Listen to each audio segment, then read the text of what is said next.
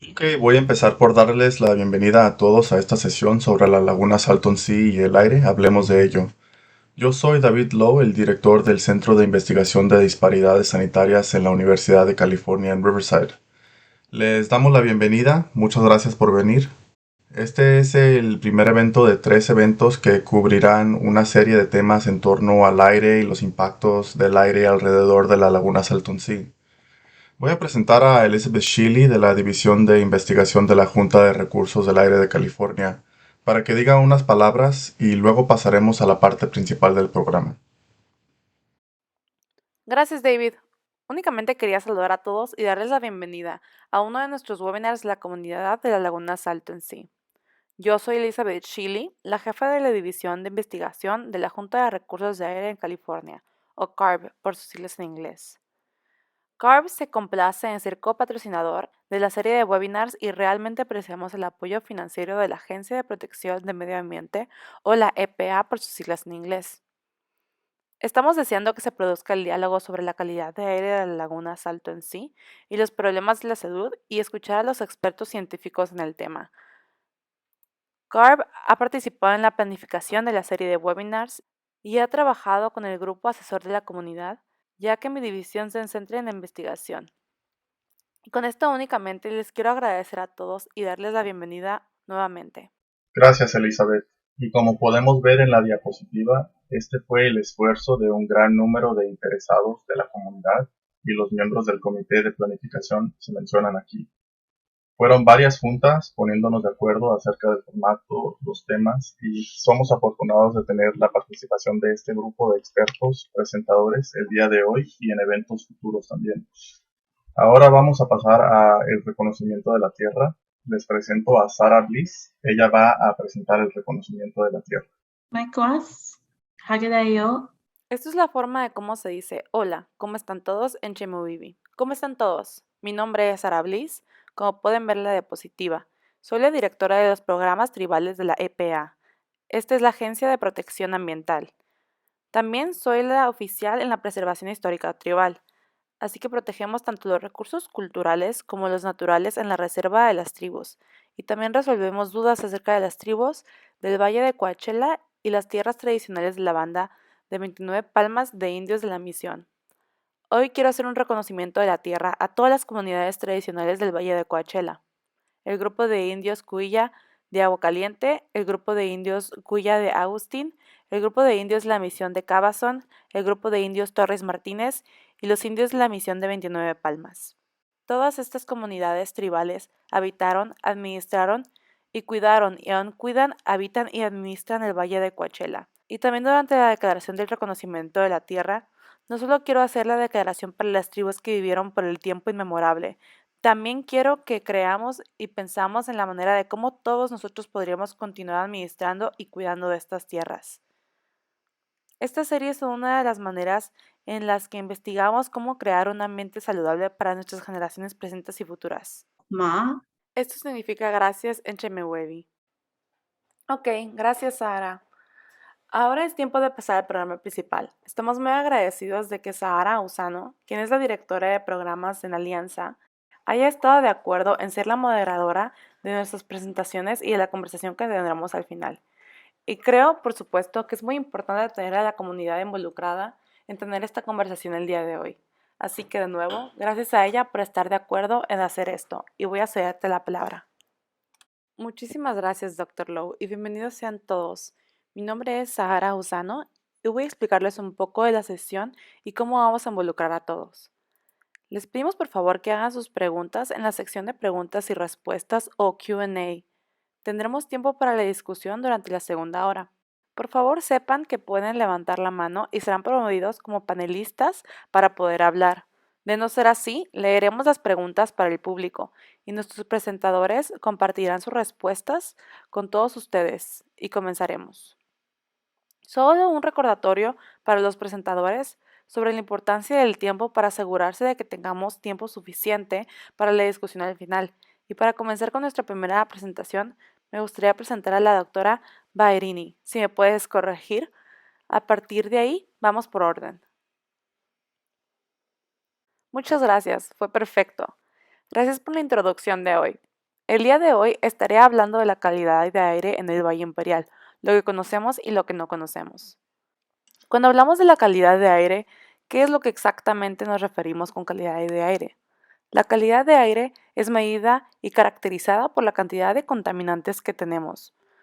Algunos de estos contaminantes son gases, vapores que ya conocemos, como el ozono, monóxido de carbono.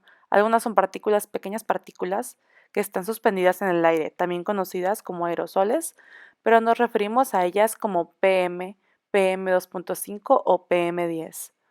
Aquí muestro un pelo, el cual tiene un diámetro de aproximadamente 50 a 70 micrones. Así que comparado con esto, cuando hablamos de PM10, estamos hablando de partículas que son más pequeñas de 10 micrones, lo cual es muchísimo más pequeño que un pelo, y 2.5 es más pequeño que eso, es menor a 2.5 micras de tamaño. Estos son los contaminantes que nos preocupan, y el motivo por el cual nos preocupan estos es porque inhalamos estas partículas dependiendo de su tamaño. Estas pueden penetrar a distintas partes de nuestro sistema respiratorio. Las partículas grandes se impactan en nuestra nariz y garganta, causando irritación, lo cual causa que tosamos.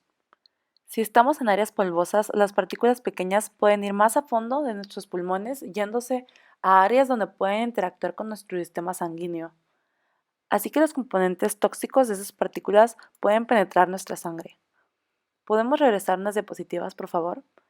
Quiero continuar la introducción de la calidad de aire. Así que algunos de esos contaminantes de los que hablaremos podemos ver sus efectos en la atmósfera. En la parte inferior a la derecha tengo una foto de Denver, Colorado. Es muy brumoso y a la izquierda es una foto de la misma vista, pero es en un día muy claro. En este caso, la materia de las partículas interactúan con la luz y hace que el cielo se vea brumoso y que no podamos ver bien el horizonte. Hay contaminantes que no se pueden ver, pero claro, nos importan porque son tóxicos o irritantes. En general, los contaminantes pueden formarse de forma indirecta en la atmósfera o pueden ser emitidos a la atmósfera de manera directa. Cuando pensamos en polvo, el cual es un contaminante común en el Valle Imperial y el Valle de Coachella, estos son ejemplos de fuentes naturales de partículas en la materia. A la izquierda tenemos una foto del polvo saliendo de la laguna Salto en sí. A la derecha tenemos una foto del polvo saliendo del lago Owens, otro lago al norte de California, básicamente un poco al norte de Los Ángeles, donde hemos visto que el lago se ha secado y su polvo se ha sido emitido debido al viento que sopla sobre las superficies, que básicamente es una corteza.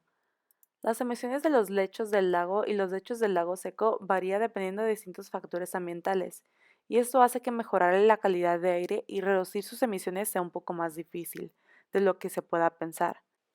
Pensando sobre la laguna Salto en sí, no solo es tierra seca y el lecho del lago lo que nos preocupa, también nos preocupa la calidad del agua en la laguna. Así que, al pasar de los años, como saben, altos niveles de sales y contaminantes han entrado al lago por deslaves agrícolas y ríos que desembocan en el lago. Básicamente, esto ha causado niveles bajos de oxígeno disuelto, lo cual puede llevar a altas concentraciones de plancton en el lago. En la parte de abajo les muestro una imagen satelital del producto relacionado con la actividad de plancton. Estos son organismos chiquitos que viven en el agua y la clorofila es lo que vemos representado en el color. Entre más rojo hay más actividad en las áreas. Así que pueden ver que esta es una imagen de agosto de 2019. A lo largo de la costa de California podemos ver algunas de las áreas activas. Pero podemos ver que en la laguna Salto en sí, la mayoría de la laguna está muy roja, indicando alta actividad de plancton y cantidad de clorofila. Aparte de esta pobre calidad de agua, también estamos viendo menor nivel de agua en la laguna. Esta es una foto del programa de manejo de la laguna Salto en sí, donde podemos ver el perímetro del lago cómo se va encogiendo, exponiendo al norte la laguna, también al sur de la laguna. Estas son fotos que mis estudiantes tomaron en distintos meses hace algunos años.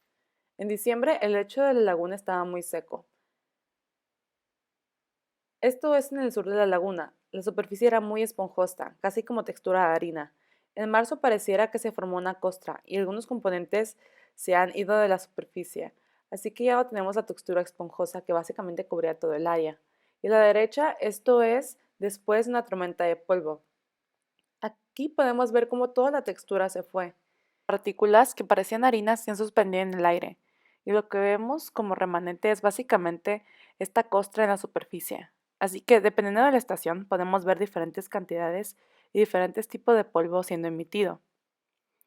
En colaboración con otra facultad en la UC Riverside, con el profesor Arason, colocamos estos mostradores en diferentes áreas en el sur de la laguna y un poco al norte, y más hacia el norte en el valle de Coachella, y pudimos colectar el polvo que era arrastrado por el viento, e hicimos esto por un año.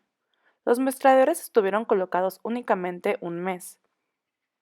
Tomamos estas muestras y las llevamos al laboratorio y observamos diferentes elementos que medimos e intentamos entender de dónde vienen estos elementos. Pudimos identificar diferentes fuentes de estos distintos elementos, desde elementos que son representativos de la laguna hasta elementos que vienen del rocío del mar, básicamente originados de la bruma del mar, u otras olas rompiendo en la costa, hasta elementos que típicamente vemos originarios de la emisión de los frenos de los carros y los desgastes de las llantas. También observamos elementos relacionados con tierras áridas locales, pero la contribución de estas fuentes fue muy diferente en tamaño y también cambió a lo largo del año. Las contribuciones más altas del lecho del lago y del rocío del mar eran de los mostradores que estaban cerca de la laguna. ¿Qué más podemos pensar que viene de la laguna? Como lo mencioné anteriormente, la calidad de aire en la laguna no es muy buena, así que sabemos que podemos tener esas emisiones de polvo. Mencioné el rocío del mar, pero por la calidad pobre del agua, estos materiales orgánicos desintegrándose en el agua, también podemos tener otros componentes u otros gases saliendo del mar. Por ejemplo, el olor rancio alrededor de la laguna Salton Sea ocasionalmente es por gases de sulfuro u otras especies. También tenemos pesticidas que están inmersos en el lecho del lago y también en el agua, que pueden emitirse con el rocío del agua o en el polvo, y si tenemos florecimiento de aguas y toxinas emitidas de estos componentes de algas, también pueden evaporarse y transmitirse con la brisa. Ahora, pensando en las medidas que mi grupo ha hecho más al sur de la laguna, podemos observar los datos que el Distrito de Manejo de la Calidad del Aire de la costa sur ha estado recolectando. Y a la izquierda estoy mostrándoles las alzas del viento de las partículas PM10. Así, cuando vemos estos círculos, básicamente la parte de arriba es el norte, la parte de abajo del sur, la de la derecha es el este y la de la izquierda es el oeste. Podemos ver estos segmentos tipo rebanada de pastel. Estos indican de dónde venía el viento y estoy mostrando esto para abril, básicamente la primavera, y también en el verano. Así podemos ver que durante la primavera el PM10 básicamente venía del noroeste. Esta no es la dirección impactada por las emisiones de la laguna Salton Sea. También debo de decir que los colores de estas rebanadas, más bien de los diferentes segmentos del gráfico de la izquierda, están correlacionados con la cantidad de PM10. En el verano observamos una contribución más grande de masas de aire acercándose a esta área de la medición de Meca. Vemos altas concentraciones de PM10 asociadas también a esta dirección del viento, la cual es la dirección de la laguna Salton Sea en el suroeste. Podemos ver lo mismo para sulfuro de hidrógeno durante la primavera. No tenemos muchas corrientes de aire en Meca viniendo desde el suroeste, pero si llega a venir podemos ver estos segmentos rosas y amarillos que indican concentraciones más altas de sulfuro de hidrógeno. Y en el verano vemos concentraciones muy altas y una dominancia de viento del suroeste, indicando que las emisiones de la laguna por sí mismas están llegando a Meca durante el verano, desafortunadamente. Nuestros estudios indican que sí vemos elementos específicos para el rocío de la laguna y el lecho de la laguna seca, tierras áridas alrededor de la zona que llegan con el polvo del viento. Vemos mucha estacionalidad en la emisión de estos elementos. Aún no sabemos tanto de otros contaminantes. Sulfuro de hidrógeno es uno de los que fueron encontrados más recientemente, pero aún no sabemos qué otros contaminantes vengan del lecho del lago. Creo que los siguientes presentadores pueden hablar más de estos potenciales contaminantes. Muchas gracias. Muchísimas gracias y un recordatorio a todos los que están aquí. Siéntanse libres de hacer preguntas en nuestra sección de preguntas y respuestas o Q&A. Esta es mucha información. Esto es muy importante para que puedan hacer las preguntas a los profesionistas de la investigación. Muchísimas gracias. Nuestro siguiente presentador es Nathan Tsai. Gracias. Mi nombre es Nathan C. y estoy presentando de parte de Jay Gann, quien desafortunadamente no pudo estar en la presentación hoy. Sin embargo, estaré básicamente presentando sobre algunos de los proyectos que nuestro grupo, el grupo Gann, hemos hecho sobre la laguna Salton Sea. Así que para darles un poco de información sobre el tema, vamos a estar hablando sobre los pesticidas en los sedimentos y en el polvo de la laguna Salton Sea. Estos son usados por una variedad de razones. Por ejemplo, en la salud pública son usados para eliminar a los mosquitos, los cuales cargan muchas enfermedades. En la agricultura, para las plagas y otros insectos que pueden reducir el rendimiento del cultivo. Y en ambientes urbanos, para las cucarachas y otros insectos que pueden dañar la estructura de los edificios, etcétera. Y para todas estas pestes usamos pesticidas para controlarlas y asegurarnos de que no interfieran con nuestro día a día. Sin embargo, queremos estar seguros de que los pesticidas no sean tóxicos para las personas que viven en los alrededores donde se aplican y que no tengan efectos terribles en las plantas y en los animales del ambiente local. La próxima diapositiva, por favor. Para darles un poco de contexto básico sobre los pesticidas, obviamente hay una variedad muy grande y no puedo hablar sobre todos los pesticidas del mundo. Sin embargo, uno que es especialmente relevante para nuestros estudios son los pesticidas organoclorados. Estos pesticidas fueron muy populares en el último siglo, particularmente el DDT por sus siglas en inglés. Estoy seguro que muchos de ustedes saben que fue prohibido hace muchas décadas a causa de sus riesgos considerables a las personas y a los animales. Para las personas es muy probable que posea riesgos de cáncer y para los animales básicamente se podría bioacumular por medio de múltiples sistemas alimenticios y difundirse por el ecosistema. Desafortunadamente, estos pesticidas son ambientalmente estables, entonces deshacerse de ellos completamente todavía es un problema, a pesar de que ya no sean usados ni producidos en los Estados Unidos. La próxima diapositiva, por favor. Muchos otros pesticidas son usados muy comúnmente. Se cree que la mayoría de estos pesticidas tienen riesgos mínimos para las personas comparados con los organoclorados que se usaban décadas anteriores. Estos incluyen una variedad de cosas como el aceite mineral, el glifosato, el cual algunos de ustedes ya conocen como Roundup, los piretroides, los neonicotinoides y los organofosfatos. Sin embargo, hay muchos recursos que se están usando para investigar y monitorear estos pesticidas porque puede que sean usados incorrectamente o que representen riesgos que aún no sabemos al medio ambiente. La próxima diapositiva, por favor. Como ustedes ya saben, la laguna Salton Sea contiene muchas sustancias que vienen de varias fuentes agrícolas. Muchas de estas fuentes están cerradas, sin embargo, algunas de esas vías fluviales todavía permanecen abiertas. Además, el alejamiento de la costa también causa varios problemas y eso lo explicaré en las diapositivas que vienen. La siguiente diapositiva, por favor. Entonces completamos un par de estudios. Primero tenemos nuestro estudio del 2012 de varios sedimentos, el cual explicaré en más detalle después. Y luego en el 2016 tuvimos un estudio que se enfocó más en los riesgos a la salud humana y examinando el polvo y los riesgos de inhalación. Próxima diapositiva, por favor. En el 2020 quisimos enfocarnos en sedimentos cerca del río Álamo y del río Nuevo en la zona sureste de la laguna Salton Sea, como pueden ver. La próxima diapositiva. Esto fue en parte para determinar cuáles áreas de la laguna serían las más adecuadas para los refugios de vida silvestre. Queríamos identificar las áreas con las concentraciones más bajas de varios pesticidas. Para hacer esto tuvimos que comparar varios factores, por ejemplo, si las áreas aún sumergidas o las áreas donde el agua ya se había alejado del sedimento eran más tóxicas, y también si había alguna relación entre la profundidad de la laguna y la concentración de los pesticidas. Para esto tomamos muestras de los sedimentos en varias áreas cerca de donde desembocan el río Álamo y el río Nuevo. Estas muestras de sedimento permiten que analicemos el sedimento en diferentes profundidades de un solo punto. La próxima diapositiva, por favor. En base a los pesticidas organoclorados, la sustancia diclorodifenildicloroetileno, DDE por sus siglas en inglés, se encontró en básicamente cada punto donde tomamos muestras y entre los otros organoclorados que analizamos. El DDE constituyó una mayoría considerable de los residuos de pesticidas, lo cual muestra su uso amplio y su persistencia en el medio ambiente. También observamos que las concentraciones aumentaron con la profundidad y también que el río Álamo contaba con más detecciones más frecuentes y altas que el río Nuevo.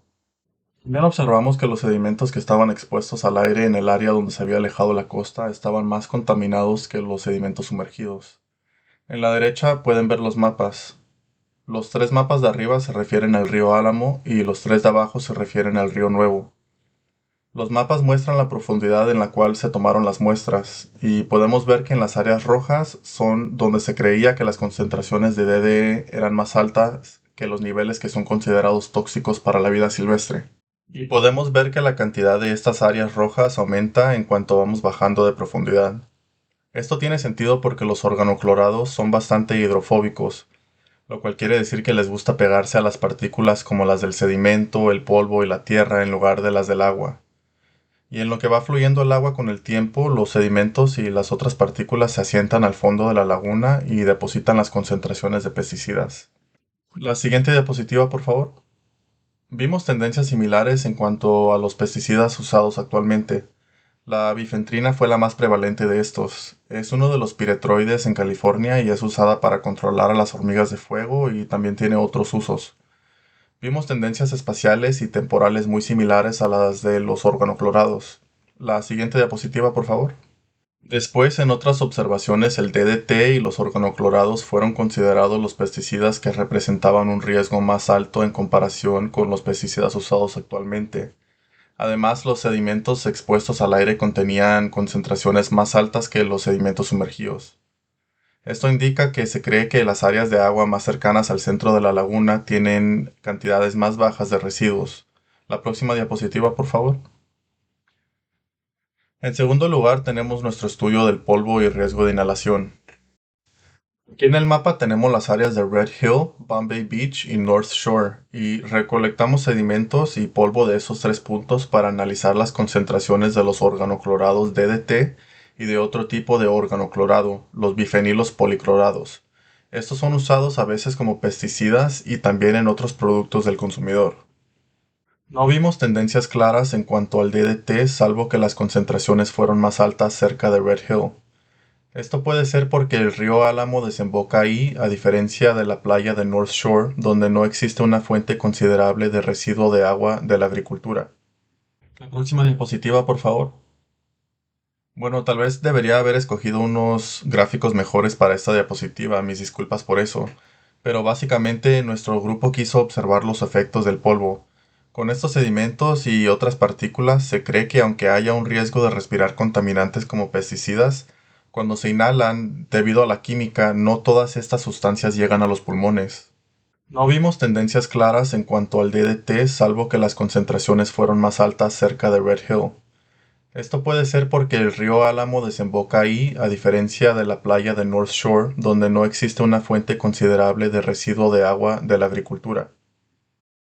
Entonces quisimos hacer una simulación de los tejidos de los pulmones para ver cuántas de estas partículas de organoclorados se transferirían a un tejido de pulmón.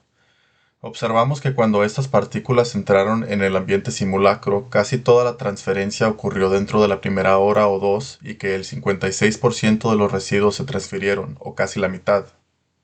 Hay un riesgo de toxicidad y absorción del polvo, sin embargo, hay un factor químico muy complejo que se necesita para saber el riesgo exacto para las personas que respiran el polvo en estas condiciones. La próxima diapositiva, por favor.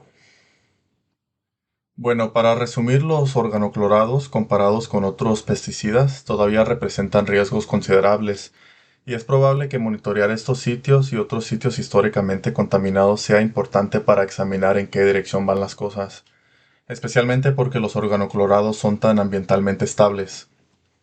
En términos de las fuentes futuras de organoclorados, desafortunadamente, a causa del alejamiento de la costa y la erosión de la laguna Salton Sea y de los ríos cercanos, todavía puede haber un drenaje de estos organoclorados hacia la laguna, aunque no estén generando residuos nuevos en el ambiente local. La próxima diapositiva, por favor. Bueno, eso es todo y estaría feliz de contestar cualquier pregunta. Pueden encontrar los correos electrónicos de Jay Gann y el mío abajo. Gracias. Muchas gracias, Nathan. Me gustaría dar reconocimiento a todas las personas que están subiendo preguntas a nuestra sección de preguntas y respuestas o Q&A. Muchísimas gracias. Las he estado separando basadas en el presentador del cual está interesado en hacerles preguntas. Así que cuando estemos en el segmento de preguntas y respuestas, ellos podrán contestar directamente a sus preguntas. Entonces, ustedes continúen preguntando. Así que vamos a pasar al siguiente presentador. Son totales 5 presentadores y vamos en el número 3. Es el Dr. Tim Lyons, así que le paso la palabra. Gracias a todos por estar aquí. Por favor, ¿pueden pasarme a la siguiente diapositiva? Entonces, esto da muy buen seguimiento a la alineación del Roya. Hablamos en particular sobre el polvo y este horrible olor que la gente al margen de la laguna Salton Sea experimenta. Entonces, lo que queremos hacer es explicar esto en el contexto de lo que está pasando en la laguna. En particular está relacionado con el oxígeno y el sulfuro, ese gas que están oliendo a menudo en el verano. Voy a relacionar esto con la distribución tóxica de metal en los sedimentos y potencialmente en los pesticidas, aunque aún hay mucho trabajo que hacer al respecto, y potencialmente conectaré este dentro del marco de las contribuciones del polvo mientras el nivel del lago baja más y más. El gran mensaje que quiero que se lleven a casa es que entender el impacto de la laguna Salton Sea empieza con conocer la composición química evolutiva del lago y que esta composición está relacionada con lo que está pasando en la laguna. Y si el nivel del agua continúa bajando, nuestro argumento es que habrá más polvo relacionado a la laguna Salton Sea y últimamente puede ser más tóxico debido a la diferencia entre sustancias que se acumulan en el centro versus sustancias que se acumulan al margen de la laguna. Y nuestra historia comienza en gran parte con la idea de deslaves grandes de fertilizantes de las regiones agrícolas colindantes, llevando a un proceso llamado eutroficación, en el cual tenemos mucho nutriente o fertilizante en la laguna proveniente del deslave. Estos son muy concentrados, mientras el agua en masa se evapora, el nivel de agua baja y estos nutrientes pueden llevar a una alta producción de alga, la cual Roy ya mencionó antes. Entonces, regresemos un momento a hablar sobre la producción de alga y el oxígeno en el agua. Entonces, muchos de ustedes sabrán que el lago se inundó dramáticamente en el año 1905, cuando hubo una ruptura en el sistema de Levy de parte de un canal de riego y que el agua se evaporó. Después, el lago volvió a llenarse, pero no a estos niveles, pero aún estaba alto en los años 1980. Esto estaba relacionado con el deslave agricultural. Y después, por el cambio de las políticas del agua aproximadamente hace 20 años, los niveles del lago han bajado continuamente y continuarán bajando. Y la salinidad, acorde a la línea naranja rojiza, pueden ver que está alzándose, correspondiendo a esto. Estos incrementos de salinidad están afectando las poblaciones de peces, por la tolerancia limitada que tienen estos peces al incremento de la salinidad. Entonces, los peces están muriendo debido al incremento de sal en el agua, y la población de aves está siendo afectada porque las aves se alimentan de los peces. Pero también se pueden preguntar, como he dicho en la primera parte, ¿qué está pasando con el oxígeno relacionado con estos nutrientes, con los fertilizantes que están llegando al lago y las temperaturas del lago? Y aquí tenemos los perfiles de un día típico de invierno. Y si vemos en detalle, lo que pueden ver es que las temperaturas en las columnas de agua de la superficie a la base es más o menos uniforme. El oxígeno disuelto es más alto en la superficie y sigue alto en la profundidad. Hablando de oxígeno, esto es una columna de agua relativamente sana, pero las cosas cambian dramáticamente mientras la temperatura aumenta. Cuando entramos en la primavera o verano, lo que pasa es que los niveles de nutrientes son más altos en las columnas de agua y esto estimula mucha fotosíntesis, como podemos ver en la esquina superior izquierda. Y esto en combinación de luz solar y los nutrientes en la columna de agua, el dióxido de carbono es fijo y es removido de la atmósfera y la superficie de agua. Y la producción de alga aumenta, como podemos ver en el centro, y los niveles altos de fertilizantes estimulan la actividad de alga dentro de la columna de agua. Entonces, lo que hace la fotosíntesis es que eleva el nivel de oxígeno en la superficie del agua. Pero algo que muchos de ustedes no saben es que cuando estas algas mueren se concentran en la base del agua y la laguna no es muy profunda. Es solo de 30 o 40 pies de profundidad, pero eso no es lo suficientemente profundo. Entonces las algas muertas están asentadas en el lago. En este punto las bacterias están atacando las algas muertas y estas están consumiendo el oxígeno. Entonces estamos en una situación en la que el oxígeno se está agotando de la base, aunque pueda ser más elevada en la superficie. Y vemos algo muy diferente en el verano relativo a lo que les mostré en el invierno. La primera cosa que deben notar es que la temperatura es muy alta en la superficie del agua, y como pueden esperar es porque la luz del sol está pegando directo a la superficie, y aunque el agua profunda tenga temperatura más elevada en el agua profunda del invierno, sigue siendo temperatura más baja en comparación a la superficie. Entonces, la idea central es que tenemos agua de temperatura alta sobre una base de agua de temperatura no tan alta, lo cual causa algo llamado estratificación, y esto limita en algún grado que el agua de la superficie se pueda mezclar con el agua de la profundidad. Entonces, lo que termina pasando es que tienes una capa en la superficie del agua y otra donde el oxígeno no se está mezclando al fondo. Entonces, cuando las algas muertas se van al fondo, se empiezan a desintegrar, consumidas por bacterias que consumen oxígeno. En la siguiente diapositiva les puedo enseñar los resultados. Y esto es que el agua en la base está casi completamente libre de oxígeno y en la superficie hay niveles altos derivados de la fotosíntesis. Esta es una diferencia dramática en referencia a lo que el agua experimenta en el invierno. El agua profunda no cuenta con oxígeno, mientras que el agua de la superficie es rica en oxígeno. Entonces, otra reacción importante de la bacteria sucede una vez que el oxígeno carece en la profundidad del agua. Esto es una versión muy simplificada de esto. En la superficie, básicamente el alga muerta se mantiene en presencia de algo llamado sulfato. Esto es el SO42 que observamos, lo cual es muy abundante en la laguna Salton Sea por su asociación con fertilizantes utilizados en regiones agrícolas. Entonces, cuando tienes remanentes de algas muertas en presencia de sulfato y ausencia de oxígeno, hay diferentes bacterias que entran y no únicamente sobreviven, pero se alimentan de la falta de oxígeno y generan más sulfuro de hidrógeno. Entonces, ese gas apestoso con olor a huevo podrido que captan en el verano es sulfuro de hidrógeno, el cual es producido por la bacteria que está en el agua libre de oxígeno que está usando el sulfato y degradando las algas muertas. Entonces, esta serie de gráficos que están viendo en el medio básicamente muestra niveles altos en los meses de verano de sulfuro de hidrógeno en las aguas profundas, incluso en el nivel medio de la columna. Pero lo más importante es el nivel de sulfuro de hidrógeno que llega a la superficie del agua. También tenemos muertes de peces asociados con la mezcla de la falta de oxígeno en la base del agua y la presencia de sulfuro de hidrógeno en el agua. Esta combinación con alta salinidad está cambiando la ecología dentro de la laguna, afectando profundamente la distribución de la biodiversidad y también la población de peces en la laguna, y correspondiendo a esto está impactando las aves que se alimentan de estos peces. Entonces, una de las predicciones que hacemos, lo cual no es algo que es discutido muy seguido, es que mientras las aguas se hacen más calientes conforme el cambio climático, la salinidad incrementará. Mientras el agua del lago se evapora, las deficiencias de oxígeno se ven más pronunciadas y la falta de oxígeno se hace más larga y más persistente en las aguas profundas. La mezcla del agua de la base de la superficie es más y más común, y las porciones del lago que contienen sulfuro de hidrógeno es cada vez mayor. Entonces, esta característica que estamos experimentando ahorita y que está causando problemas puede ser la predicción del futuro que se está convirtiendo más y más común. Entonces, estos son datos colectados al norte de la laguna Salton Sea, cerca del margen. Y lo que vemos es que el sulfuro de hidrógeno, ese olor apestoso huevo podrido del cual Roya también habló, es más abundante durante los meses de verano, por los motivos anteriormente descritos. Hablo del mes de junio hasta octubre, pasando por septiembre y octubre.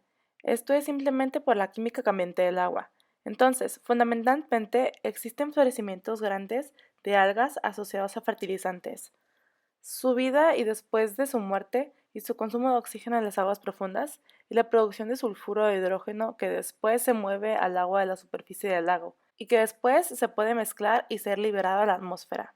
También hay datos que muestran qué tan altos pueden llegar estos niveles. Entonces, lo que estamos viendo en nuestros datos acumulados entre el 2014 y el 2020, la franja rosa que se extiende muestra la detectabilidad humana del sulfuro de hidrógeno. Nuestras narices, las cuales son muy sensibles a este gas, cuando lo hueles no significa necesariamente que sea muy abundante, sino que es una molestia a este nivel. No necesariamente es un riesgo para la salud, pero ciertamente es una molestia. Pero lo que quiero que te lleves de esto es que si miras las barras azules, Estos son los niveles altos que se han determinado, y estos son hasta 5 veces más altos que lo aceptable. Y esto los podemos ver en el mes de agosto, septiembre, en el periodo entre el 2014 y el 2022. Entonces, el mensaje para llevar a casa de esto es que el sulfuro de hidrógeno, que es una característica del verano, puede ser omnipresente y persistente, pero que puede elevarse a niveles que están incluso más allá de las pautas aceptables por los estándares de California. Y otra cosa, mientras me acerco a considerar lo realmente importante sobre esta abundancia de sulfuro de hidrógeno, es el gas apestoso dentro del agua de la laguna Salton Sea en el verano, es más pronunciado, y la falta de oxígeno, es que los metales son enriquecidos en el sedimento en asociación a estos procesos. Lo que están viendo en estas dos figuras son dos diferentes minerales, selenio y molibdeno. Se ha escrito mucho sobre el selenio en la laguna Salton Sea, y ha sido un metal que a mucha gente le preocupa. El molibdeno en realidad tiene algunas implicaciones para la salud del ganado, y hay muchos otros metales que siguen estos mismos patrones. Lo que quiero que vean de esto es que las áreas más oscuras tienden a estar enfocadas en el centro de la cuenca. Esto se debe a las condiciones de bajo oxígeno y las condiciones con las mayores cantidades de sulfuro de hidrógeno se encuentran en las partes más profundas de la cuenca. Lo que es crítico de esto es que mientras vemos el polvo en las trampas que Roger describió, mientras vemos la costa expuesta, ya estamos viendo cosas de las cuales nos deberíamos de preocupar. Pero los sedimentos con más metales aún no han sido expuestos y potencialmente me gustaría hablar más con Nathan sobre esto. Potencialmente los sedimentos con más pesticidas se encuentran en el centro de la cuenca y dependiendo de la mitigación o la estrategia de manejo del agua que seguiremos, este polvo más peligroso y estos metales que generan polvo puede que sean expuestos en los siguientes años o décadas. Y estos materiales están concentrados en los primeros 10 a 20 centímetros. Este material fue depositado desde 1905, cuando el lago se inundó. No es una capa muy gruesa, pero cubre una gran porción de la laguna Salton Sea. Siguiente diapositiva, por favor. Y aquí podemos ver una foto del sedimento y sus centros y capas oscuras en la superficie, las cuales muestro con esta marca roja. Esta es la más rica en materiales orgánicos, representando al menos 10 años asociados con fertilizantes que han llegado a la laguna Salton Sea, y estos materiales son ricos en metales y potencialmente más enriquecidos en pesticidas. Y nuestro material más dramáticamente enriquecido está en el centro de la cuenca, el que quedaría expuesto a medida de que el nivel del lago continúe bajando. Roya ya habló de estos datos, así que no hablaré mucho de estos, pero ya estamos empezando a ver material de la base en las trampas de polvo. Una de nuestras preocupaciones, como mencioné anteriormente, es cómo la composición y la abundancia del polvo cambiará mientras más de la base de la laguna sea expuesta y la composición del material de la base cambiará potencialmente material más rico en pesticidas. Pero ya sabemos del trabajo de otros que un enriquecimiento de metales puede ser potencialmente tóxico. Una vez expuesto, podríamos estarnos enfrentando a algo como esto. Esta es una foto similar a la que Roy enseñó del lago de Owens y la base de la laguna Salton Sea.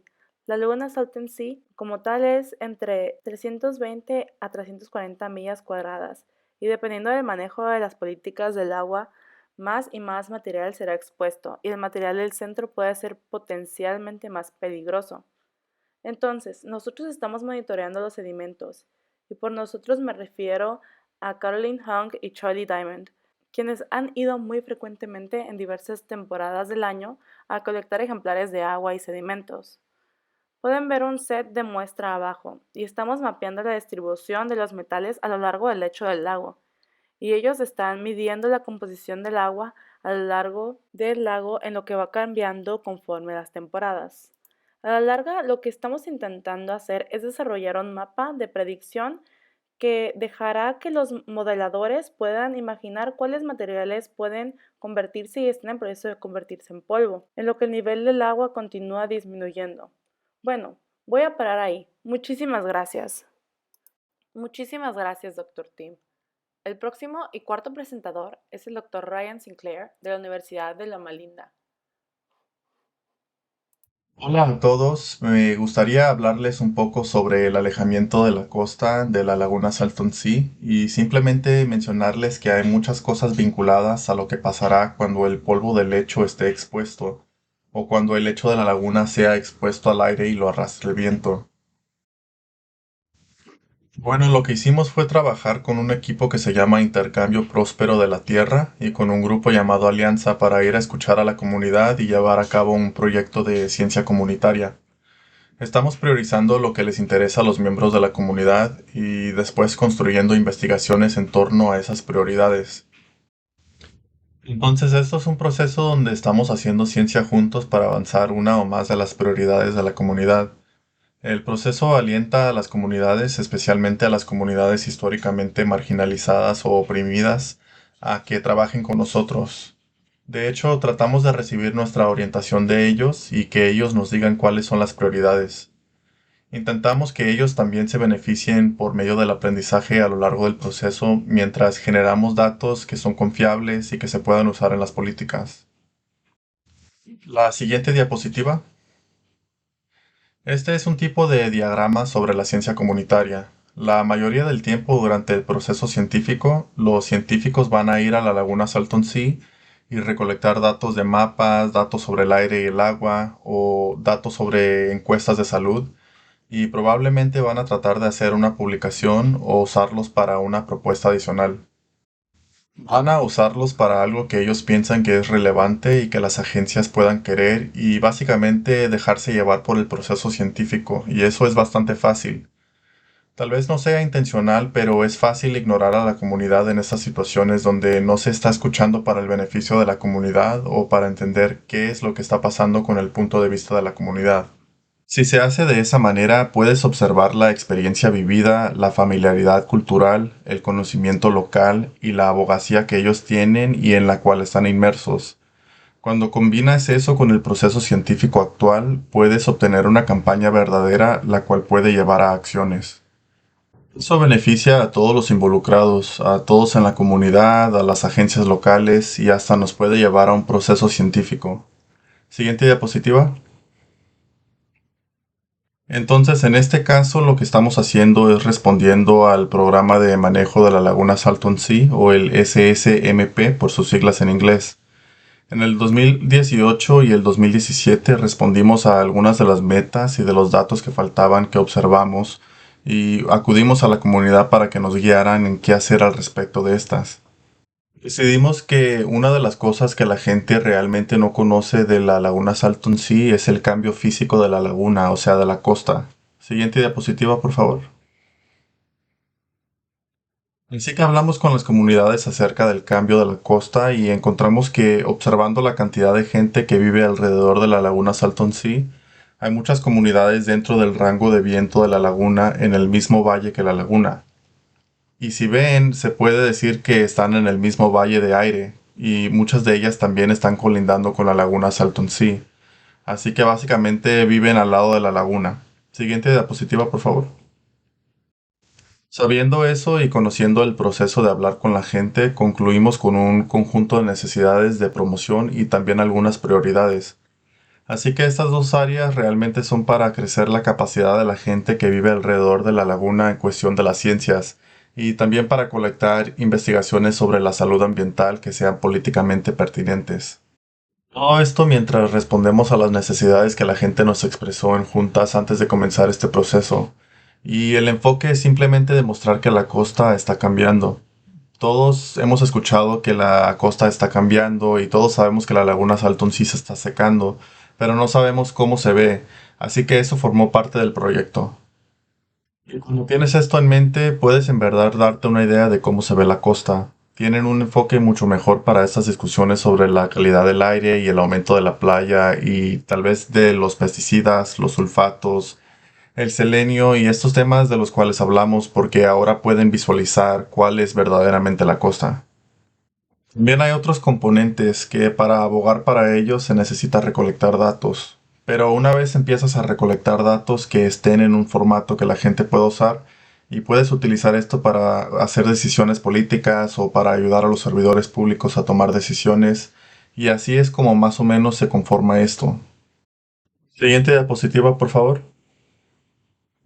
Así que encontramos un método para visualizar la reducción de la costa con el paso del tiempo y utilizamos algo llamado mapeo con globos, lo cual es muy simple y fue utilizado desde el siglo XIX para realizar el mapeo aéreo, incluso antes de volar. Lo que hacemos es conseguir un globo aerostático y montar una cámara en él y tomar fotos con esa cámara. Lo mejor de esto es que puedes caminar el trayecto.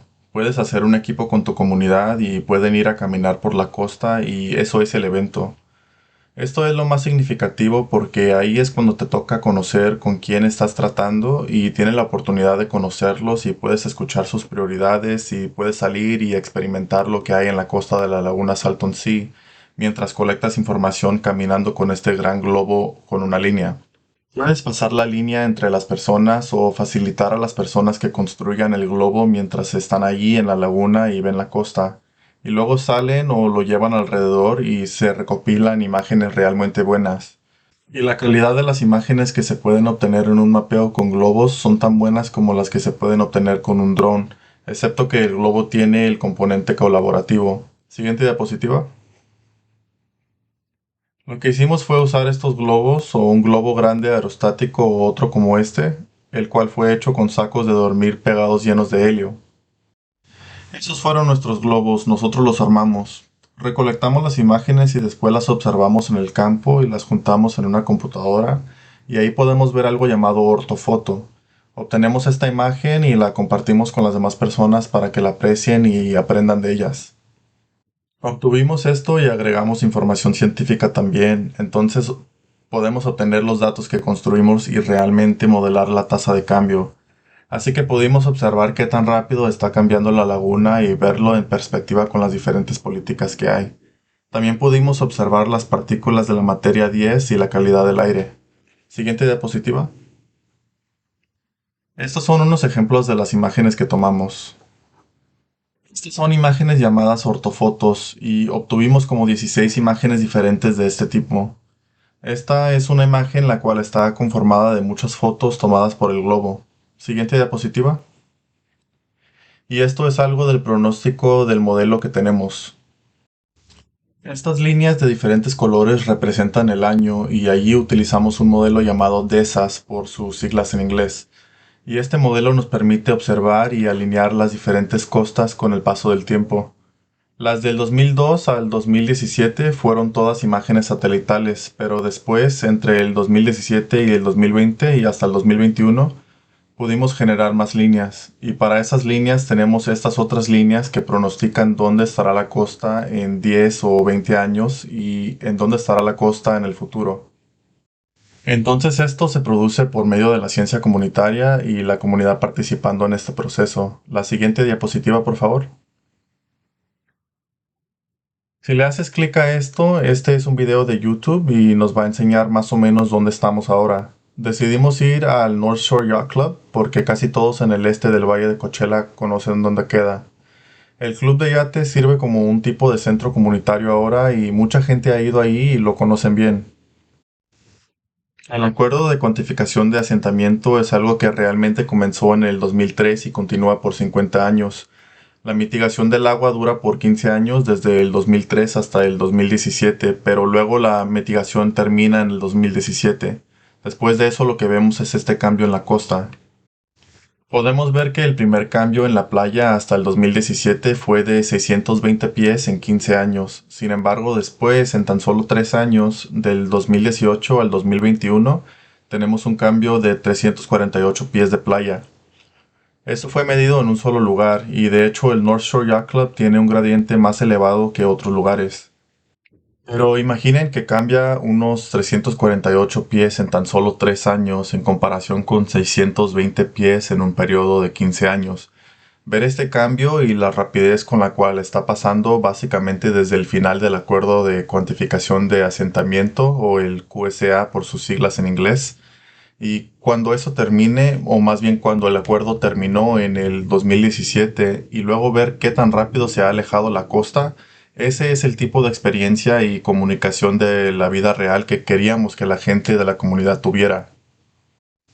Y al hacer esto, realmente tuvimos que llevar diferentes grupos de gente cada vez que salíamos e intentar de involucrarlos lo más que pudiéramos.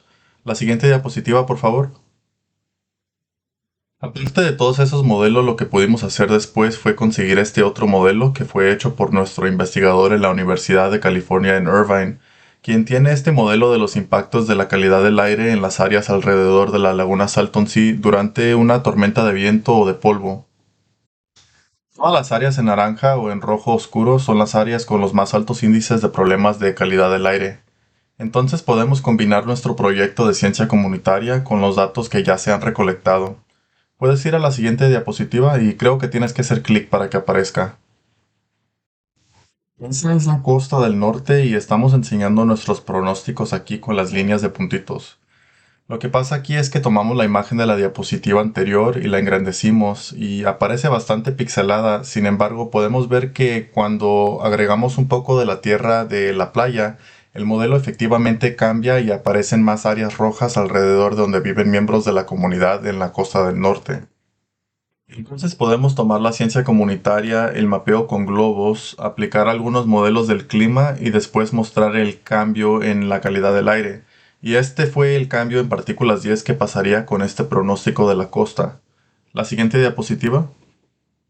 Aquí de nuevo vemos la costa y el nombre de este modelo es el WRF-CAM. Trabajé en esto con el Dr. William Porter de la Universidad de California, Riverside. Entonces este gráfico de aquí muestra básicamente que en cuanto nos acercamos a la costa de 0 a 5 kilómetros de ella, el cambio en partículas 10 aumentará con una mediana de más o menos 6 partículas. Este cambio ocurre si tenemos esa cantidad de tierra de playa aumentada.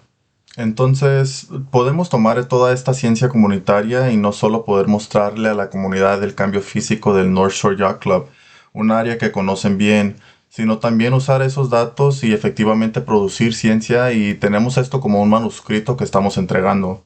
Y bueno, esa ha sido mi presentación por hoy y podré tomar sus preguntas durante la sección de preguntas. Gracias. Gracias, Dr. Ryan Sinclair. La quinta y última presentación, antes de entrar a la discusión, tendremos al Dr. Michael McKibbins. Hoy les voy a explicar sobre lo que sé de las emisiones de las plantas geotermales y las instalaciones de extracción de litio que están siendo planeadas para ser construidas cerca de la laguna Salton Sea. La próxima diapositiva, por favor. Para empezar, nos ayudaría a saber primero de dónde viene nuestro litio y cuál es la cadena de suministro de los Estados Unidos. La mayoría de ese litio viene de Sudamérica, principalmente de Chile y de Argentina y un poco de Australia también.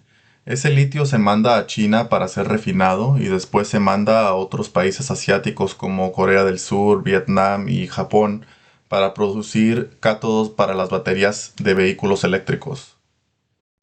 Estos cátodos se envían de vuelta a Estados Unidos donde se producen vehículos eléctricos. Entonces esta es una cadena de suministro bastante compleja y puede ser interrumpida por cosas como guerras o pandemias.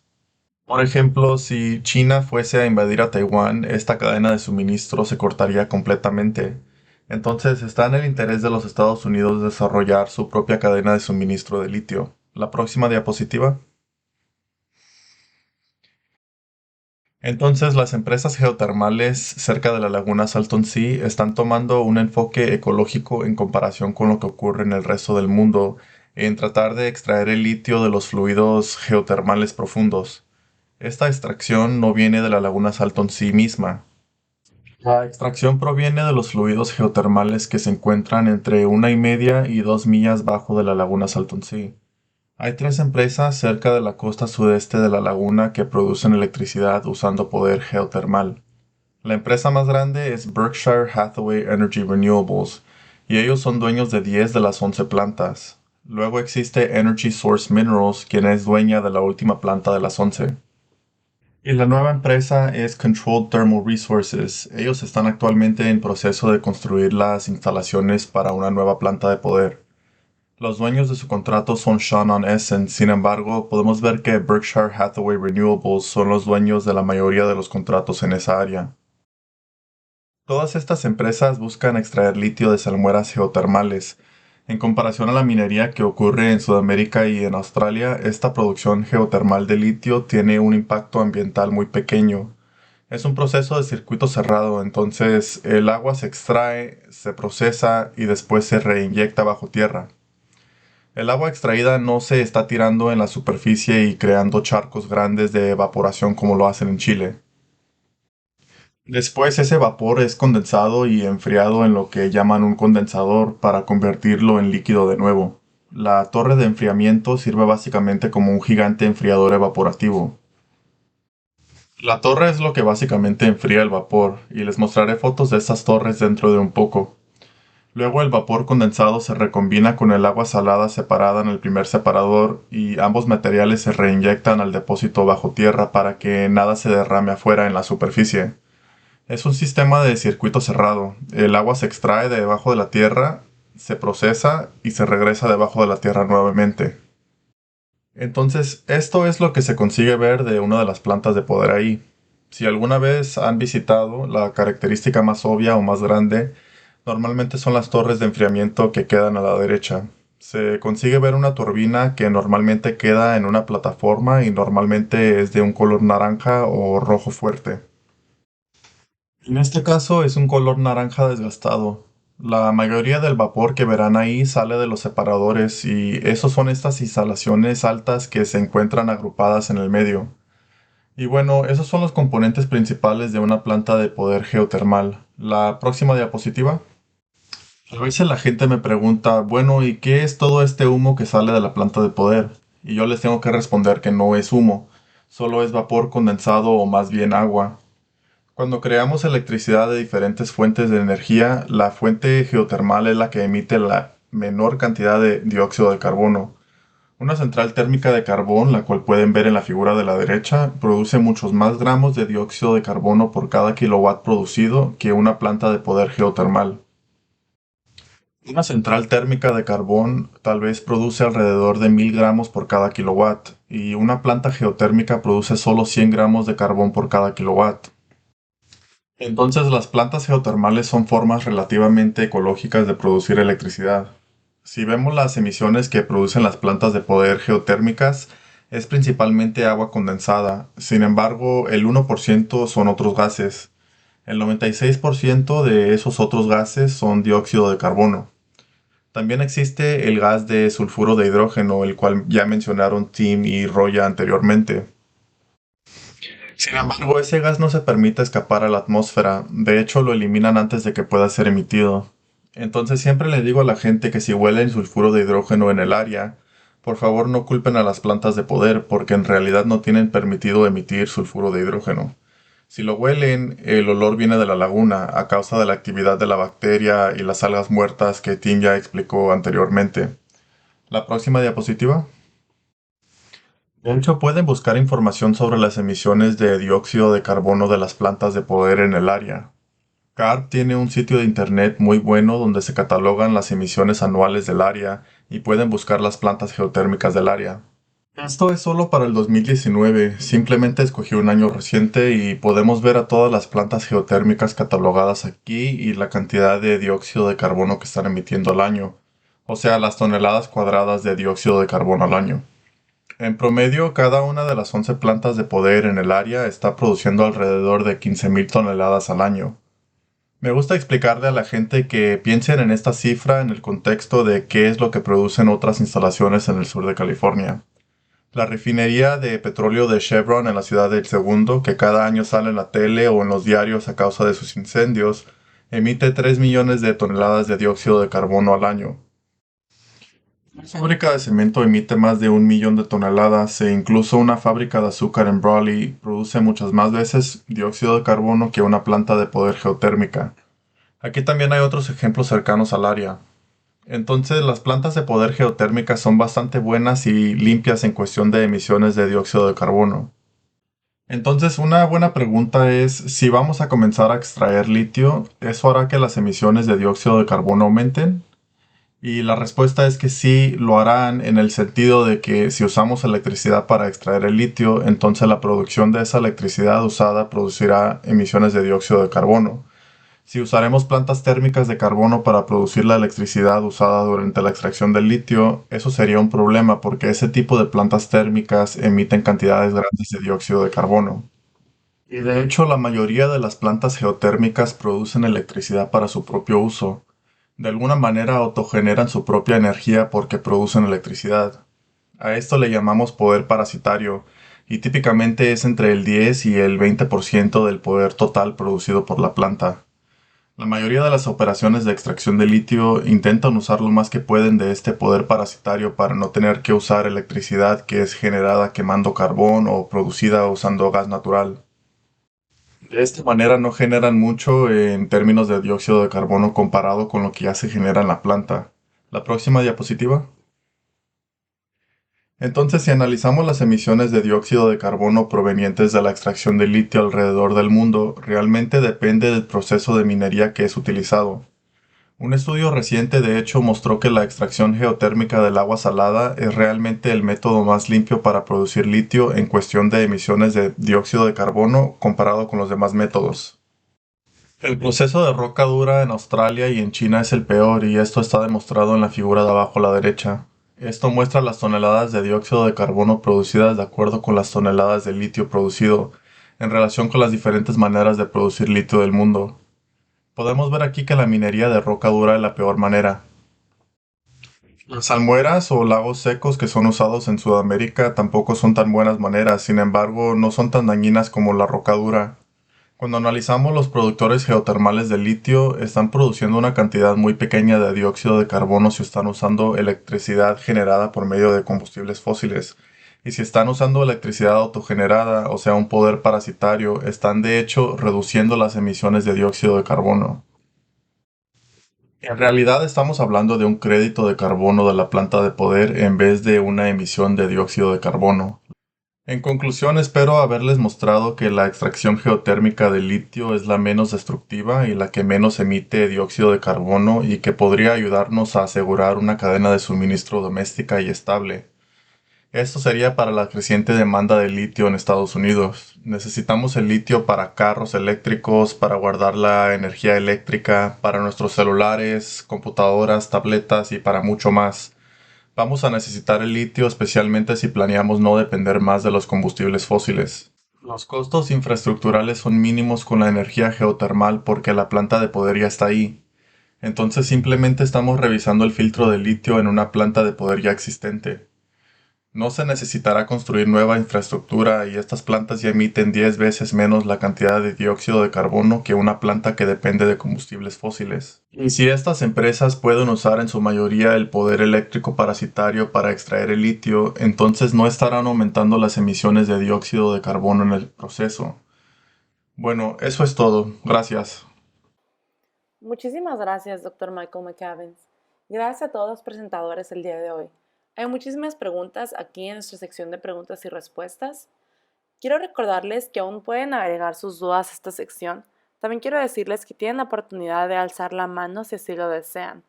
Pueden ver que aquí hay una herramienta en la cual pueden alzar la mano para poder participar y poder usar su propia voz para hacer la pregunta que desean al presentador que ustedes quieran. ¿Habrá alguien en la audiencia que quiera empezar? Ok, aquí veo a alguien. Hola, tengo un par de preguntas, pero no pueden inundar el chat de preguntas. Mi pregunta es para el último individuo, el Dr. McKibbins. Escribí en los comentarios cómo es que el agua residual de la fracturación hidráulica ha migrado hacia los mantos acuíferos del oeste. Esto es algo de lo cual deberíamos preocuparnos aquí en el Valle de Coachella con el agua que baja de la salmuera. Probablemente no. En la fracturación hidráulica el problema es que estamos forzando el agua fría en roca quebradiza. Esto tiende a inducir sismicidad y fracturar la roca. Cuando inyectan el fluido geotérmico, como lo han estado haciendo en la laguna Salton Sea, la cual es uno de los pocos campos geotérmicos donde reinyectan toda su agua, se está poniendo agua salada caliente en roca plástica caliente. Así no se tiende a inducir la sismicidad como se ve en el ambiente de la fracturación hidráulica. Y de hecho, los ingenieros de las plantas geotérmicas dicen que pueden en realidad controlar la sismicidad manteniendo la presión de inyección baja en los pozos de inyección. Además, hay prevalencia de actividad sísmica debido a la prevalencia de fallas activas en el valle, y también debido a la inyección de roca ardiente en la base de la pila sedimentaria, que también produce mucha sismicidad por encima de todo lo que tenga que ver con la planta geotérmica. Ok, genial. Gracias por la respuesta. ¿Habrá alguien más que quiera levantar la mano para hacer una pregunta? Aquí tenemos a Kay Wolf. Hola, perdón por la tardanza. Tengo una pregunta para el doctor McKibben. No hablo del uso del agua para la extracción de litio. ¿Se utiliza agua para la extracción? No se mencionó si se utiliza y cuánta es la cantidad y de dónde viene esa agua. Y tengo otra pregunta para las personas que hablaron acerca de los modelos en el futuro en cuanto a las partículas del aire en la zona colindante. Mi pregunta es, ¿hasta qué distancia se dispersan estas partículas? ¿Se espacian hasta Los Ángeles o solo las zonas de Meca e Indio y después paran? Y también, ¿quiénes serán afectados por la dispersión en el futuro? ¿Será la población vieja, los enfermos o por quiénes nos debemos de preocupar? Porque necesitamos esa información si planeamos abogar a favor de la Laguna Salto en sí.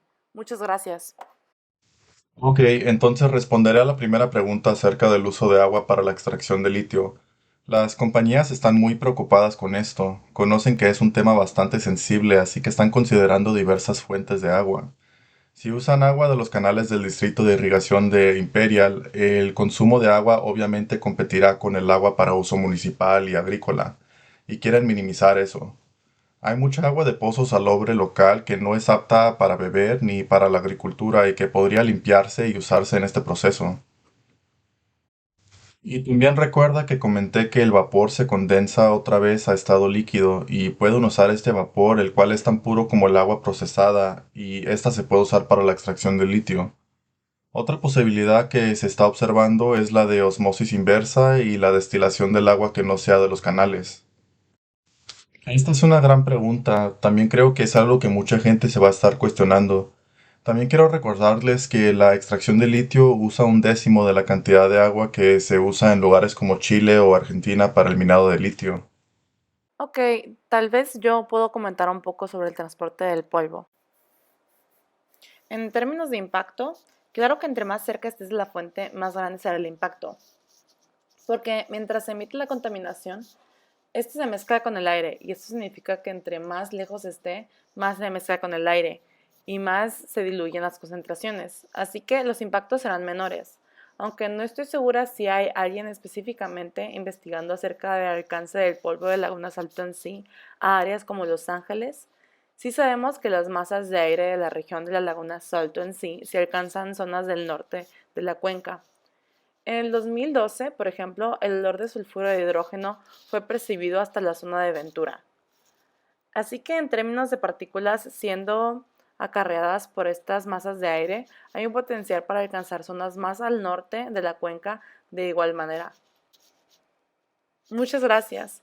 ¿A otra persona en la audiencia que quiera hacer alguna pregunta? Muchas gracias. ¿Habrá alguna otra persona en la audiencia que quiera hacer alguna otra pregunta? Solo quiero recordarles que esta sesión está programada hasta las 8.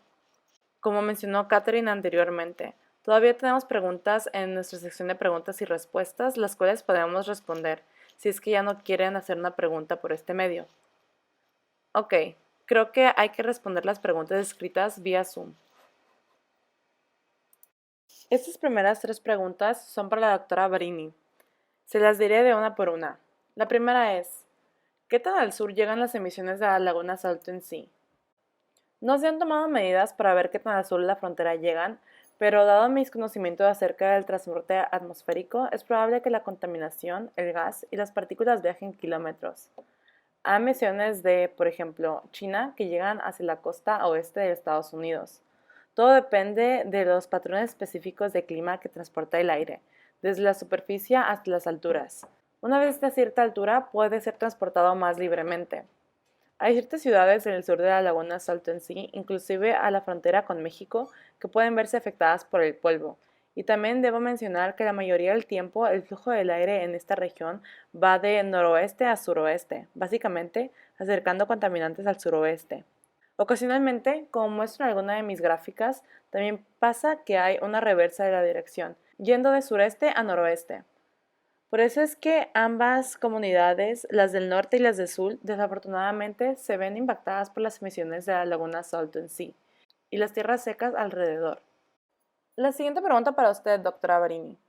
¿Qué puede hacer la gente que vive en esta área para prevenir que estas toxinas impacten su salud? Esa es una pregunta muy difícil. Si el origen de estas toxinas son partículas, los filtros de aire son una manera efectiva de limpiar el aire. Siempre hablamos sobre la calidad de aire de afuera. Eso es en lo que se basan los estándares nacionales. Pero también sabemos que incluso antes del COVID, siempre pasamos tiempo dentro de nuestra casa.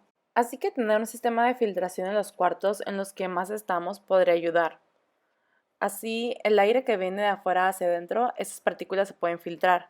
Es preferible tener el aire acondicionado prendido que tener las ventanas o puertas abiertas.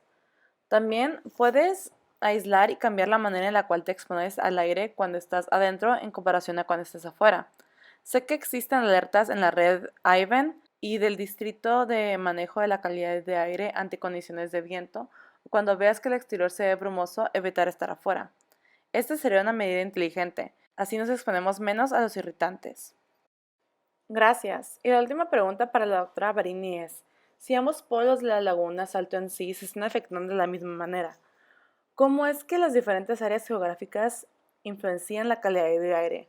¿Cree que en Meca e Indio sean más altas por la elevación de la Tierra? Pensando en diferentes patrones de clima, los contaminantes de la superficie se cargan más alto y la elevación entre, por ejemplo, el norte y el sur de la laguna no es suficiente para separar el aire transportado del norte o sur, específicamente en temporadas cálidas en el año, lo cual es mucha parte del año por el área en el que está. Se tiene un tipo de capa límite donde todo se mezcla en una distancia de 1 kilómetro aproximadamente, así que todo en cualquier área de esa región va a un límite aproximado de 1 kilómetro a la superficie, así que en términos de impacto sería similar. Ahora, si la fuente es básicamente el lecho del lago de un polo a otro, entonces Meca e Indio tendrían menos concentración. Si la fuente está al norte, entonces el centro de Sonny Bono y el polo sur tendrían menos concentración o impacto. Todo depende de dónde esté la fuente inicial a nivel del suelo prácticamente. Muchas gracias. La siguiente pregunta fue respondida por Nathan porque fue dirigida hacia él. La pregunta decía algo así. En cuanto al polvo del pesticida, ¿podrían estos organoclorados ser absorbidos por la piel? Y su respuesta fue, muchos organoclorados como el DDT se han mostrado absorbibles por la piel, pero la absorbencia de estos puede variar debido a los compuestos específicos. Para muchos contaminantes, la exposición vía contacto con piel es posible, pero es menos riesgosa que otro tipo de exposición como la inhalación o el consumo. La siguiente pregunta del Q&A está dirigida para el Dr. Tim Lyon. Dice, el asma y otros problemas respiratorios han sido un problema en el Valle Imperial por décadas. ¿Hasta qué grado se cree que la laguna Salton Sea contribuye a estos problemas en comparación con las tierras agrícolas adyacentes que trabajan con pesticidas, herbicidas y trabajo genético, etcétera? Bueno, debo decir que esta pregunta está fuera de mi área. Esto es lo que David Lowe y su equipo están estudiando a detalle. Hay mucha investigación experimental acerca del polvo y diferentes tipos de polvo de diversas fuentes. Se explora la relación entre estos y el asma, pero la conexión médica no es en lo que nos estamos enfocando. Lo que hacemos principalmente es tratar de entender la composición de los materiales en el lecho del lago y en el margen del lago, y cómo estos pueden cambiar o incrementar en la exposición del lecho del lago. Después trabajamos con gente como David y otros y exploramos los riesgos potenciales a la salud asociados con metales, con la microbiología de estos materiales y con los pesticidas y herbicidas. De igual manera, no conozco si David quiere hablar o dar su punto de vista acerca de esto en una serie futura. Sí, el siguiente evento será acerca del efecto en la salud y será perfecto. Muchas gracias. Tenemos otra pregunta para el Dr. Tim Lyon. ¿Hay posibilidad para estudios futuros? Eso va a examinar cómo es que el índice de calidad de aire alrededor de la laguna Salton Sea afecta la salud cardiovascular, pulmonar y dermatológica de los residentes que viven alrededor de la zona. Esta creo que se relaciona con la pregunta anterior, que preguntaba acerca de las condiciones médicas, así que creo que mejor esas preguntas se resolverán en la siguiente sesión. Otra dice, ¿el sulfuro de hidrógeno tiene toxicidad crónica o aguda para aquellos que viven en la zona? Anuncio mucho estas preguntas, sé que hay muchas de ellas, y no quiero llegar a los tabloides con este tema porque el sulfuro de hidrógeno a niveles lo suficientemente altos puede ser fatal. Sin embargo, quiero ser muy claro con decir que los niveles alrededor de la laguna Salton Sea han sido medidos y no están ni cerca de esos niveles tóxicos. Déjenme ver si puedo aclarar esto un poco. Mucho del tiempo los niveles son muy bajos. Recuerden que la nariz tiene una sensibilidad muy alta. Nosotros como humanos detectamos niveles muy bajos de sulfuro de hidrógeno. Y a estos niveles, cuando empezamos a detectarlo, no impone ningún riesgo inmediato para la salud. Es incómodo y afecta la calidad de vida, y también me gustaría hacer énfasis en la metáfora del canario en la mina de oro.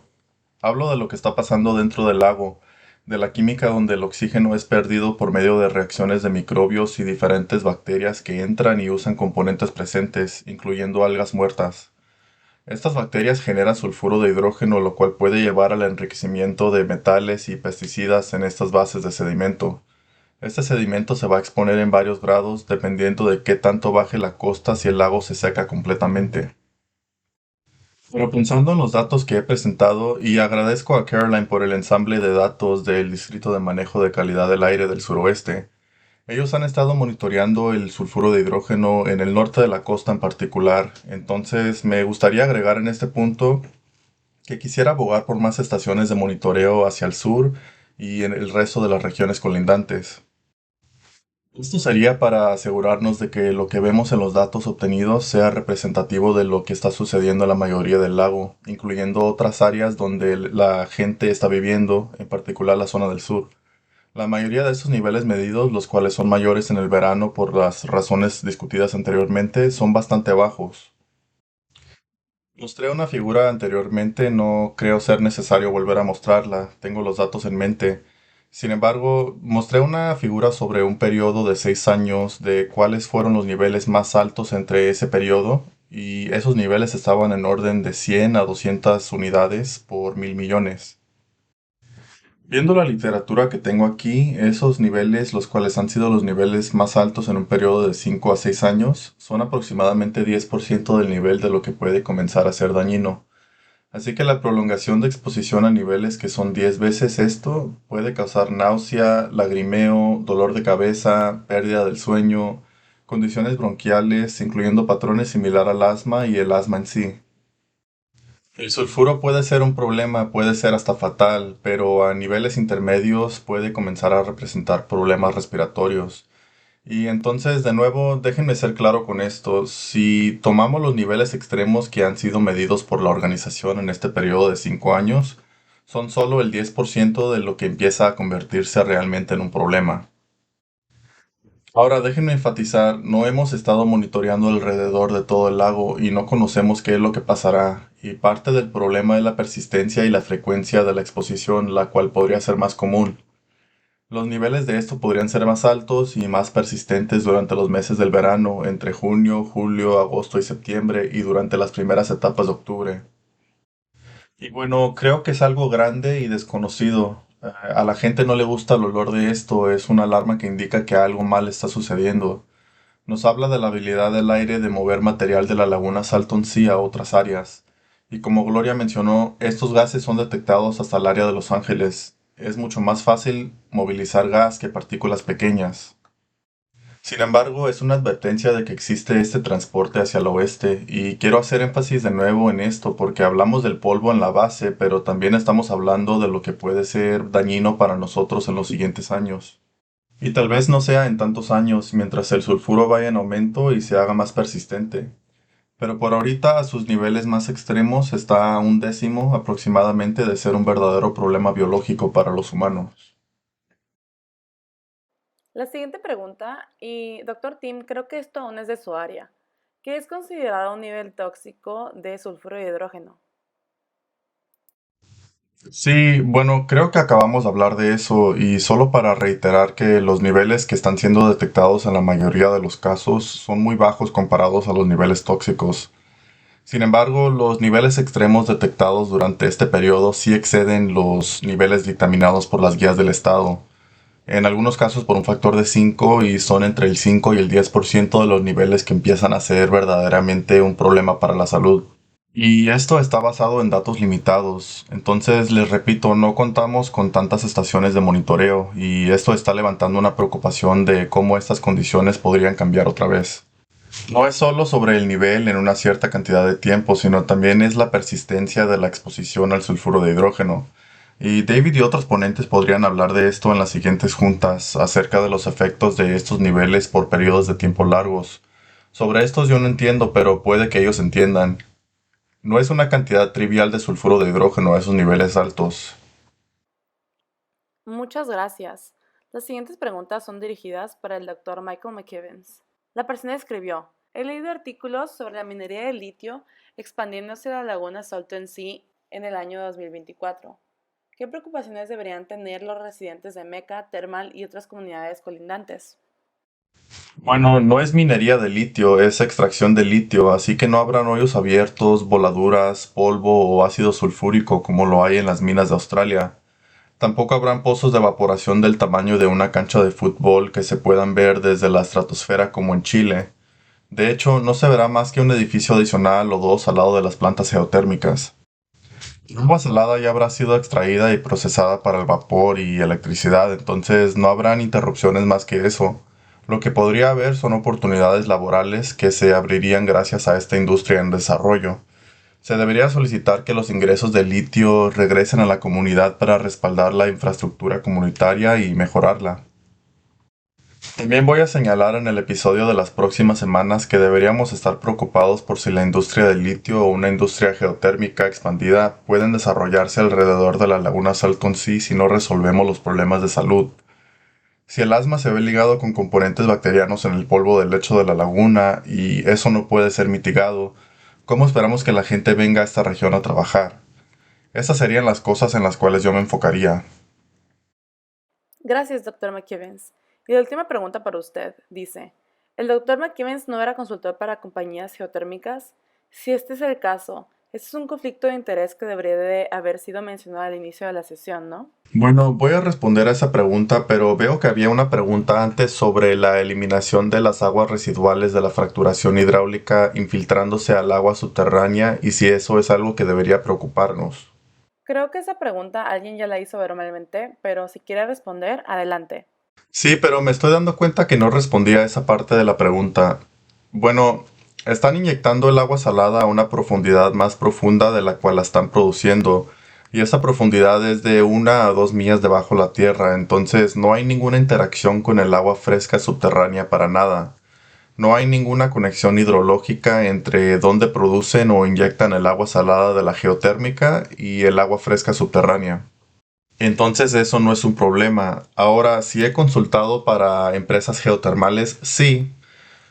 Se recomienda que el profesorado de la Universidad de California haga consultas. Hacemos investigaciones para la Fundación Nacional de Ciencias y para el Departamento de Energía.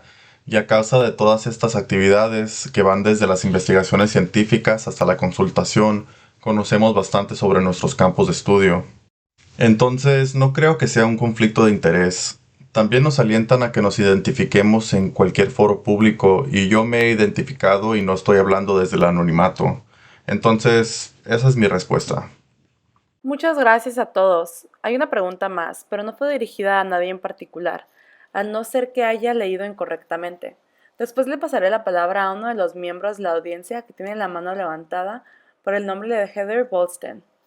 Solo les leo la pregunta de la sección de preguntas y respuestas. Los ponentes pueden decir quién la puede responder. La pregunta dice: ¿podemos nosotros en la UCR liderar un proyecto que entregue las cajas Corsi Rosenthal a las viviendas que se recomiendan cerca de la laguna Salton Sea? Yo puedo responder a esa pregunta, o bueno, David, no sé si tú quieres responder a esa. No, tú la puedes responder, ya tiene la misma respuesta que yo iba a dar. Ok, esperemos que sí. Solo que no soy profesor en la universidad. Sin embargo, como la persona escribió en la pregunta, una caja Corsi Rosenthal es un filtro de aire que el mismo usuario puede armar. Es un filtro de aire interior y funciona bastante bien para remover las partículas dentro del hogar en comparación con filtros de aire comerciales. El problema es que en el caso de la Laguna Salton Sea, si van a comprar o armar una caja Corsi Rosenthal, lo cual pueden hacer por más o menos $80, no se puede remover el sulfuro de hidrógeno muy bien con ella. Tienen que ponerle un filtro de carbón para que pueda remover el sulfuro de hidrógeno. La otra cosa que quería mencionar es que el Distrito del Manejo de la Calidad de Aire tiene un programa que van a lanzar muy pronto que proveerá filtros de aire a las personas que viven en los alrededores de la Laguna Salton Sea y podemos contactarlos para obtener más información sobre esto. Y bueno, quería mencionar eso también. Gracias. Doctor Lowe, ¿le gustaría agregar algo? No, creo que lo cubriste bien. Y claro que hay cosas que se pueden hacer en una escala más pequeña. La simplicidad de las cajas es buenísima. Simplemente se toma un abanico cuadrado, vas a Home Depot y compras cinta adhesiva y unos filtros de aire y puedes armar la caja. Entonces, sí hay cosas en menor escala. Will Porter, por ejemplo, está haciendo un proyecto donde se están distribuyendo estos filtros a algunas familias. Ok, muchas gracias. Y ahora le pasaré la voz a un miembro de la audiencia, Heather Buster. Sí, hola. Soy toxicóloga en la Oficina de Evolución de Riesgos Ambientales a la Salud, la cual es parte de la APA de California junto con CARB. Quería solo mencionar que el estándar de calidad del aire ambiental para el sulfuro de hidrógeno está asociado no solo con el olor, sino también con los dolores de cabeza y la náusea. Entonces, las cifras de 30 partes por millardo o más pueden causar un dolor de cabeza o náusea. Bueno, yo diría que ese nivel se alcanza normalmente, de hecho. Entonces, si lo que dices es verdad, no sé cuáles serían los riesgos de la salud a largo plazo asociados con eso, pero los dolores de cabeza y la náusea definitivamente no son cosas que queremos sentir. Entonces sí, ese nivel es en realidad bajo. De hecho, un problema también es que las partículas también son absorbidas por medio del vello facial. Sí, lo sé, es por eso que no tengo barba, Mike. Ok, muchísimas gracias. ¿Hay alguien con alguna pregunta? Creo que ya cubrimos todas las preguntas en la sección de Q&A. Déjenme solo revisar aquí que no me haya faltado alguna. Pero parece que no. ¿Hay algún otro miembro de la audiencia que le gustaría levantar la mano para hacer alguna pregunta? Bueno, parece que sí hay una pregunta que no vi aquí y dice, muy buenas presentaciones. ¿Estarán disponibles para verlas en línea? La vi también en el chat y la respuesta es sí. El video se subirá en línea. Solo necesitamos que nos oriente el Dr. Lowe y el resto del equipo para saber en qué sitio lo podemos encontrar. Veo aquí también que el equipo mandará un correo electrónico a los miembros de la audiencia con un enlace para accederlo. Sí, tendremos el sitio donde todos se registraron y ahí va a haber un enlace donde se encontrarán los videos. Otra cosa que me gustaría mencionar es que este es solo el primero de varios eventos. Entonces, como escribí, el 6 de julio será la próxima sesión sobre los efectos en la salud y a finales de julio, creo que el día 27, tendremos otro evento también con miembros de la comunidad y con otros investigadores que estarán hablando sobre las acciones que la comunidad puede tomar y una variedad de otras cosas que les interesarán a la comunidad. Eventualmente habrá un reporte que dará un resumen de muchas de las presentaciones y de las discusiones también. Entonces habrá mucha información y haremos todo lo posible para hacerla disponible para el público. Y obviamente será importante para aquellos que no pudieron asistir hoy. Gracias. Muy bien. Ahora vamos a abrir el foro una vez más para quien sea que tenga una pregunta. Entonces, si alguien tiene alguna pregunta de último minuto, por favor, háganla ahora o la pueden escribir en el chat. Nada más se ha escrito. Yo levanté mi mano, ¿está bien? ¿Hay alguien más que debe ir primero? Ok. Yo voy a hacer una pregunta para uno de los otros panelistas, si me lo permiten. Nathan, tú, Carolina y Charlie, y tal vez deberíamos de hablar sobre esto después del foro, pero tenemos la sospecha que debido a que los sedimentos en el centro del lago son tan altos en materia orgánica y por la química que cubrí anteriormente, que sea posible que contengan pesticidas. Y bueno, nos encantaría saber si les interesaría analizar no solo las sustancias en el margen, sino también las de las partes más profundas del lago en anticipación de su potencial exposición y saber qué pudiera contener ese polvo. Entonces, no solo los metales, sino también los herbicidas y pesticidas. ¿Han hecho ya algo similar a eso o les interesaría? Sí, claro que nos interesaría, pero pues lo deberíamos de hablar en otra ocasión. Sé que tus diapositivas mostraban las concentraciones más altas hacia el centro de la laguna. Nosotros tuvimos unos resultados algo diferentes con nuestras muestras, las cuales mostraron concentraciones más altas hacia las orillas de la laguna. Sin embargo, solo tomamos muestras de un solo rincón de la laguna Salton Sea, ¿no? Sí, no creo que hayan tomado todavía de la parte a la que me refiero yo. Yo me refiero a la parte más profunda cerca del centro del lago. Pero bueno, nos encantaría hablar con ustedes más sobre este tema después. Gracias. Gracias. Es muy buen punto el darles a los panelistas una oportunidad de también hacerles preguntas unos a los otros. Entonces, solo para revisar. Heather, tenías la mano levantada antes y todavía está levantada. Solo quería cerciorarme si tenías una pregunta o algún comentario. ¿No tienes? Ok, muy bien. Sí, Sar, adelante. Gracias. Yo también tengo una pregunta para Nathan. No sé si esto es algo que pueda responder, pero pensé que sería bueno preguntarlo. Quería saber si los pesticidas de otros estados que viajan en el río Colorado, de estados con leyes contra pesticidas, tal vez diferentes a las de California, puedan acabar en la laguna Salton Sea. Y si eso también es algo que debería preocuparnos. Gracias por la pregunta. Del lado legal, temo que no podría aportar mucho simplemente porque no sé sobre las políticas en torno al tema. Tal vez otro panelista tenga más que ofrecer sobre ese tema. En cuanto al transporte ambiental de los pesticidas, realmente depende del tipo de pesticida específico. Tenemos algunos como los organoclorados o los piretroides que son más hidrofóbicos y para esto... Nathan, tu micrófono está muy bajo, ¿lo podrías ajustar? Ah, sí, perdón. ¿Esto está mejor? Se me olvidó que todavía lo tenía enchufado. Como decía, realmente depende del pesticida. Algunos son más hidrofóbicos, entonces esos son más probables a pegarse a los sedimentos o cualquier otra partícula de la materia en los ríos. Pero como bien sabes, hay otros tipos de pesticidas, como los neonicotinoides, los cuales son muy prominentes en las noticias. Esos son muy hidrofílicos, lo cual quiere decir que se mueven en cualquier dirección que los lleve el agua. Entonces, no puedo dar una respuesta que responda bien a todos los casos, realmente depende del tipo de pesticida. Gracias, Nathan. Bueno, vamos a cerrar la sesión de preguntas y respuestas por ahora. No veo más preguntas y considerando la hora, creo que es bueno parar aquí. Me gustaría agradecer a todos los ponentes y a todos los que hicieron preguntas. Espero que hayan recibido las respuestas esta sesión y si no, habrá otra oportunidad en la sesión que viene. Un recordatorio que habrá más sesiones en el futuro, como mencionó el Dr. Lowe. Habrá una el 6 de julio y esta sesión sobre los efectos de la salud. Y el 20 de julio habrá otra sesión sobre acciones que se pueden tomar para la comunidad. Entonces, recuerden que el chat pusieron los enlaces para que se registren a estas sesiones que vienen. También les comparto un enlace para una encuesta sobre cómo mejorar las sesiones que vienen. Y para los participantes que se registraron para esta sesión, también recibirán el enlace vía correo electrónico. Así que muchas gracias a todos y esperamos tener más de estas conversaciones muy pronto. Mucho de ese trabajo se necesita hacer junto a la comunidad. Entonces fue un gusto estar aquí con ustedes esta noche. Tengan una buena noche y de nuevo muchísimas gracias.